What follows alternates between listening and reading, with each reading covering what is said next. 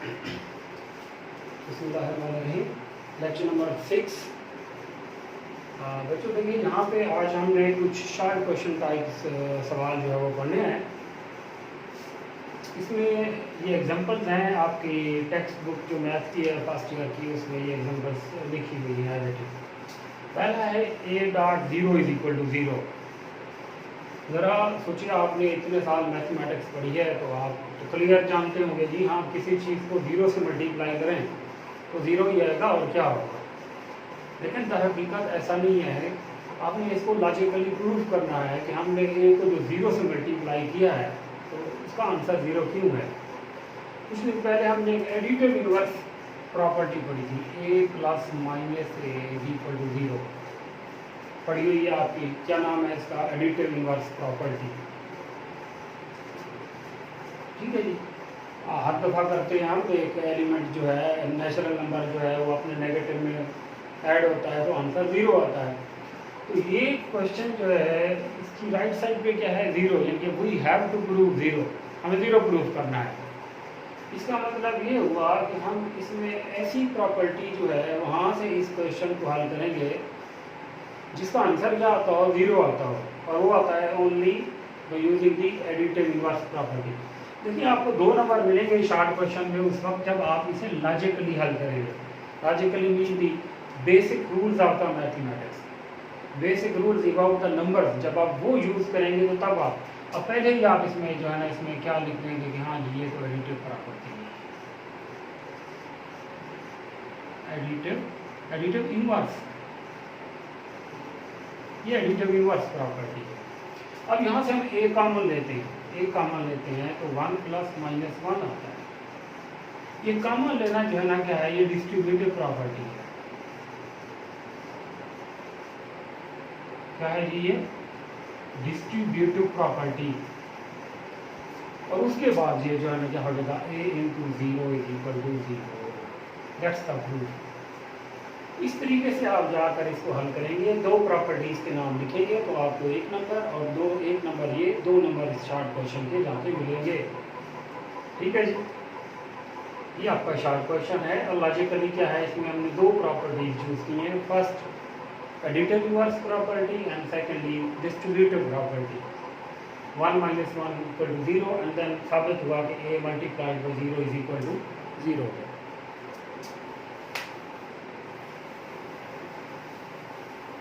अच्छा जी, next question में क्या है? नेक्स्ट क्वेश्चन में है कि आपको a b दिया हुआ है 0 and we have to prove that b is equal to 0 और a इज इक्वल टू 0। देखिए, आप ये पता नहीं कितनी दफ़ा पढ़ चुके हैं कि a भी बराबर है 0 तो साबित करें b, तो दोनों तरफ a पर तकसीम करना है। देखिए, एक सिंपल सा आप क्वेश्चन पढ़ते हैं कि 4x बराबर है 0 के, और बड़ी तेज़ी से आप बोलते हैं x इज इक्वल टू 0। कहाँ से आया जी? x is equal 0, x is equal 0 आया जी, हमने दोनों तरफ 4 पे तकसीम किया। लेकिन आपने जो बेसिक रूल्स पढ़े थे नंबर्स के बारे में, उसमें कोई डिवीजन का रूल नहीं था। या एडिशन के थे या मल्टीप्लिकेशन के थे, बस ये 2 थे। इसका मतलब यहाँ b को 0 साबित करने के लिए आपको a जो है वो उस पर डिवाइड करना है।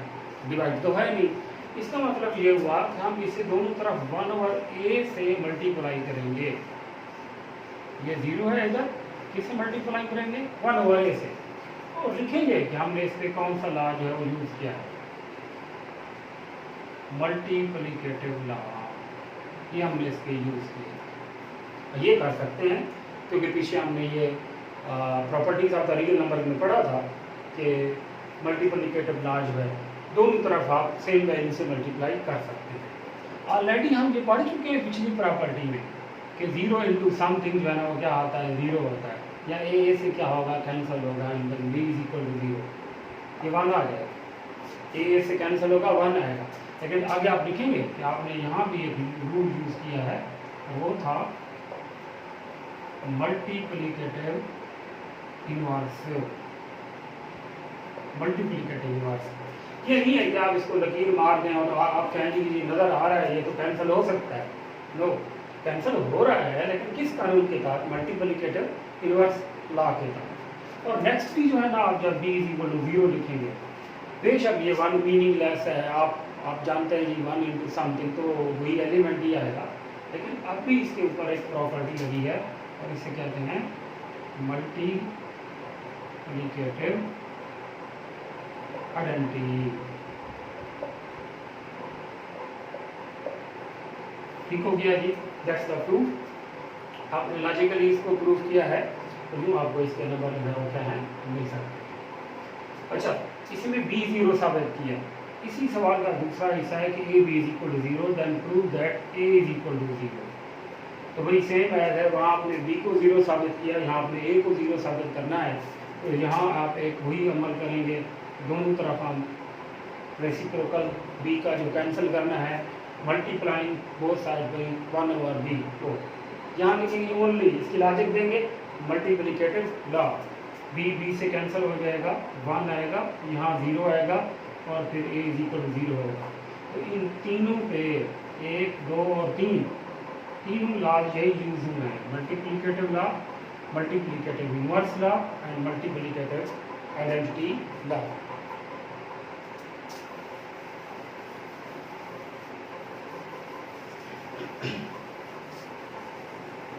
नेक्स्ट देखेंगे हमारे पास है क्वेश्चन कि आप minus a into b is equal to minus a b proof करें। अब बजायर बंदा कहेगा जी माइनस ब्रैकेट में लिखा हुआ है आगे मल्टीपल होगा, दैट्स द आंसर। लेकिन हमने चूंकि इसे लॉजिकली अपना जो चैप्टर नंबर 1 है, by using the properties of the real numbers हमने इसको प्रूफ करना है। तो हम पहले इसे में ये करेंगे कि माइनस ए बी, इसका जो रेसिप्रोकल है, इसका जो एडिटिव इनवर्स है ना प्लस ए बी, वो लेंगे इनके minus a b plus a b. तो ये आपने एक रियल वैल्यू ए बी से मुराद प्रोडक्ट ऑफ 2 रियल नंबर, इधर रियल नंबर, तो आपने ऐड किया है दोनों तरफ। तो हम यहाँ पे लगाएंगे, रूल लिखेंगे, हमने इसमें एडिटिव लॉ जो है वो यूज़ किया है, एडिटिव लॉ। हाँ, इसमें से जो बी है वो कॉमन है। देखिए बी जो कॉमन है ना, इसके इस साइड पे कॉमन है, इसे राइट डिस्ट्रीब्यूटिव लॉ कहते हैं। एक्चुअली हम डिस्ट्रीब्यूटिव लॉ यूज़ कर रहे हैं, यस, लेकिन राइट डिस्ट्रीब्यूटिव, अंदर क्या आ जाएगा माइनस ए प्लस ए, और यहाँ वही माइनस ए बी जमा ए बी। अब ये भी दोनों एक दूसरे के एडिटिव इनवर्स हैं, ये भी दोनों एक दूसरे के हैं एडिटिव इनवर्स। इसका मतलब यहाँ भी आंसर 0 आएगा और इधर भी क्या आएगा 0 आएगा। आगे हम लिखेंगे कि हमने इसमें एडिटिव इनवर्स इस लॉ को हमने यूज़ किया है, and then 0 is equal to 0, the left side is equal to the right side. देखा आपने। अच्छा, आप आम रूटीन में क्या करते हैं जी, माइनस ए बी जो है वो तो इधर आ गया, जमा हो गया, ठीक है जी, इधर आ गया जमा हो गया, तो यहाँ क्या बचेगा 0।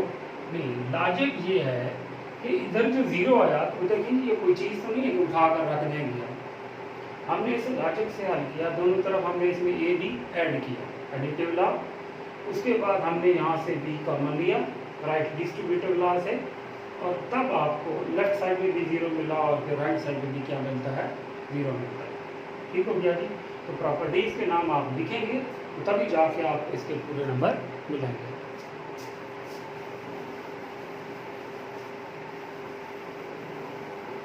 और इसके बाद हमारे पास कुछ प्रॉपर्टीज हैं, properties of fraction, properties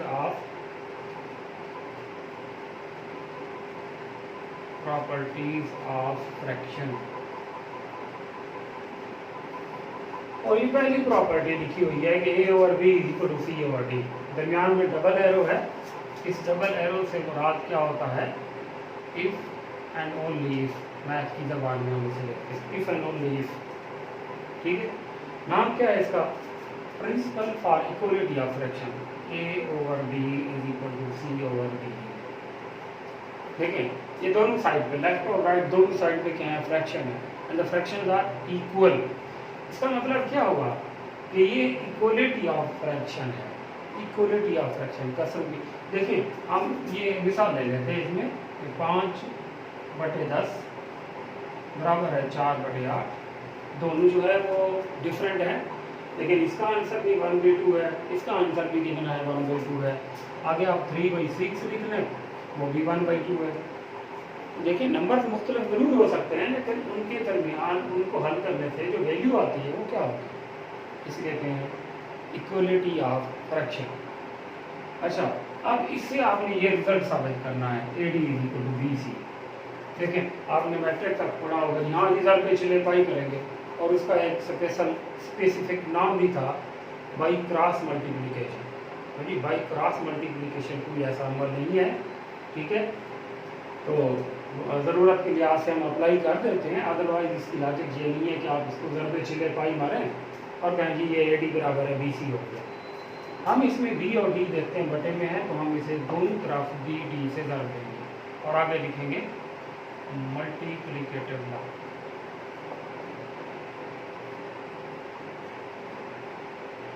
multiplicative law लिखेंगे। हमने इसे दोनों तरफ AB से ज़रब दिया, जो बिग डी से, जो बटे में है B और D। तो ये ज़रब का अमल हम कर सकते हैं, किसी रियल वैल्यू से हम मल्टीप्लाई ऑन बोथ साइड कर सकते हैं। अब यहाँ B से कैंसिल होगा, तो आपको मिला AD इंटू 1, D से कैंसिल होगा, BC इंटू 1 कैंसिल तो हो गया। तो रूल इसमें कौन सा यूज हुआ? मल्टीप्लिकेटिव इनवर्स, मल्टीप्लिकेटिव इनवर्स, ठीक हो गया। अब AD बराबर हो गया BC के, अगेन फिर कोई मल्टीप्लिकेटिव आइडेंटिटी, मल्टीप्लिकेटिव आइडेंटिटी लगा, ठीक हो गया। देखिए, जो डबल एरो है इससे मुराद ये होता है कि आप ये वैल्यू आपको दी हुई है, ये साबित करें। अब इसका उलट करना है आपने, यानी ये AD बराबर BC आपको दिया हुआ है, and then we have to prove this A और B एंड C और D। अब हम कहेंगे कि हम जिससे मल्टीपल किया था उसको डिवाइड कर देंगे BD से। तो देखिए AD ठीक है into 1 over BD, BC into 1 over BD। अब हमने इसे डिवाइड नहीं किया, देखिए आपने पढ़ा है इसे, हाँ दोनों तरफ तकसीम करने से, नोट डिवीजन का कोई ऐसा रूल नहीं है। 1 over BD is a real number, is same real number. हमने फिर इस पे क्या किया है, ये लॉ यूज़ किया, मल्टीप्लिकेटिव लॉ नंबर 1, ये लॉ इस पे यूज़ किया, दोनों तरफ मल्टीप्लाई किया है। BD से कैंसिल हो गया, BD से कैंसिल होगा, तो आपको मिलेगा A ओवर B। यहाँ B से कैंसिल होगा तो मिलेगा C ओवर D। ठीक है, ये आपने कैंसिल भी कर दिया, वन आ गया नो, लेकिन आप इसमें यूज करेंगे ये multiplicative inverse law. And finally A over B is equal to C over D। That mean हमने इसमें मल्टीप्लिकेटिव आइडेंटिटी लॉ यूज किया है। 1 सेकेंडली यूज ये 2 इनवर्स लॉ और थर्ड मल्टीप्लिकेटिव आइडेंटिटी लॉ। ये तीनों लॉज जो है आप इसके सामने लिखेंगे। अब ये लॉन्ग क्वेश्चन हो तो 5 मिलेंगे आपको, शॉर्ट है तो आपको क्या मिलेंगे, 2 नंबर ही मिलेंगे इसके, ठीक है। लेकिन इसे कहते हैं give the logical proof of, क्या लॉजिक में, लॉजिक इसकी यही है कि हमने जो है वो दोनों तरफ जो है मल्टीप्लाई किया, फिर हमने कैंसिलेशन की इनवर्स लॉ के जरिए, फिर 1 आया और 1 भी एक रूल है, इसे कहते हैं मल्टीप्लिकेटिव आइडेंटिटी रूल। ये तीनों रूल आपने यहाँ यूज़ किए, अगेन उसके कन्वर्स को साबित करने के लिए अगेन आपने फिर वही तीनों रूल्स उस पर यूज़ किए। अब आपने जो है ना 1, 2, 3 और कुल 4 सवाल पढ़े हैं, 4, ये चारों के चारों के आए, ये शॉर्ट क्वेश्चन हैं, इम्तिहानी नुक्ता निगाह से आए हैं। और हाँ, यहाँ से आप मारूजी भी जो है वो हल कर सकते हैं। मारूजी कैसे बनेगा इसका, A.0 is equal to 0। This can be prove by using the property, ये प्रूफ किया जा सकता है कौन सी प्रॉपर्टी के तहत, एडिटिव इनवर्स लॉ के तहत प्रूफ किया जा सकता है। ये कैसे प्रूफ किया था, मल्टीप्लिकेटिव इनवर्स लेने से प्रूफ किया था, ये एडिंग लॉ से प्रूफ किया था। और ये देखें, ये जो डबल एरो है इसमें 2 मारूजी बन सकते हैं। आपको ये वैल्यू दी गई हो तो आप आगे लिखेंगे भाई इस रूल का नाम क्या है, principle for equality of fraction. And how can principle for equality of fraction can be described, इसे कैसे डिस्क्राइब कर सकते हैं, तो देन आपका आंसर ये होगा A और B is equal to C और D। देखिए, सवाल से जवाब, फिर जवाब से सवाल, इस तरह ये ऑब्जेक्टिव जो है वो 2 मुख्तलिफ तरीकों से आपसे पूछा जा सकता है, ठीक है।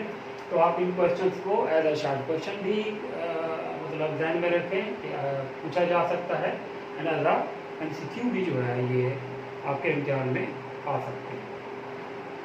नेक्स्ट इंशाल्लाह लेक्चर नंबर 7 में मज़ीद हम इसकी प्रॉपर्टीज़ पढ़ेंगे।